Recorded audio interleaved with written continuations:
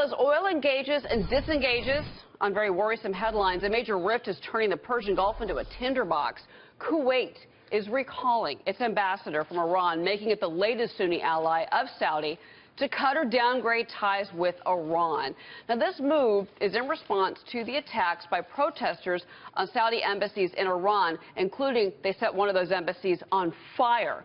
The protests initially broke out in countries across the Middle East, including Iran, after Saudi Arabia executed a prominent Shia cleric. James Smith is holding out hope for a near-term reconciliation. He served as the U.S. ambassador to Saudi Arabia from 2009 to 2013. He also spent, we should say, 28 years in the U.S. Air Force. And I want to ask you about that military solution, sir. Thank you, Ambassador, for being here. Well, here's what's so interesting. Here's what's so interesting about this is that those that are actually rallying behind the Saudis. Okay, Sunni Muslim. This is Saudi Arabia, Sunni Muslim. And you look over at Iran, it's Shia. But Sunnis represent almost 90% of the Muslim population, 90%. So even if people deep down feel like what the Saudis did was wrong, they're still going to support them at the end of the day. Isn't this bad for Iran? Well, the Saudis do not look at it as a Sunni-Shia issue. They look at it exclusively as a security issue. And while your focus has been on Sheikh al-Nimr, the reality of it is that there were 47 extremists that were executed. These go back to the bombings in 2003 to 2005. It includes those who attacked the U.S. consulate in Jeddah and killed our people there. And 43 of the 47 were actually Sunni, not Shia. So this issue is a domestic security issue for Saudi Arabia.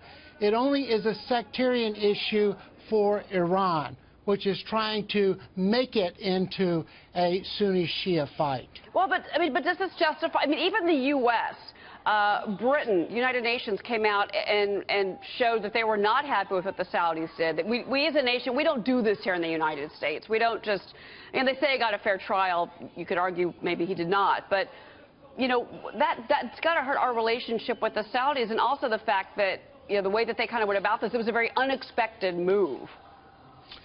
Unexpected because we weren't paying attention.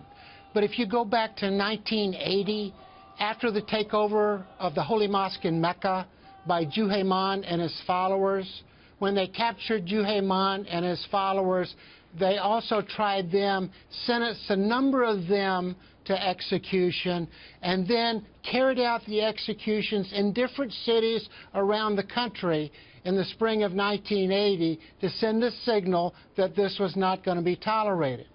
I agree that the Saudi system is severe. They draw a hard line where it comes to things like terrorism. And most of the rest of us would say it needs to be modernized. But this is their process.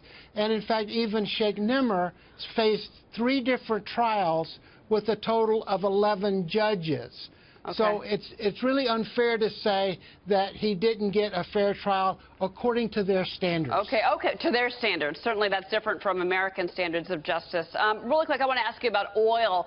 I was looking at where a lot of these pipelines intersect on Saudi territory, Saudi land. It's a very Shia area.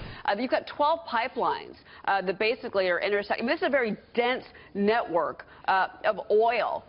Do you think that these particular pipelines that are in the Shia area are at risk to sabotage, to terrorism from Shia supporters, Iranian supporters?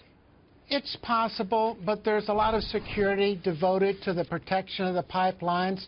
And understand that the Shia population in the eastern province are the primary workers in Aramco. And some have said as many as 70% of Aramco are Shia. So they actually form part and parcel of the economic foundation for Aramco and Saudi Arabia's economy.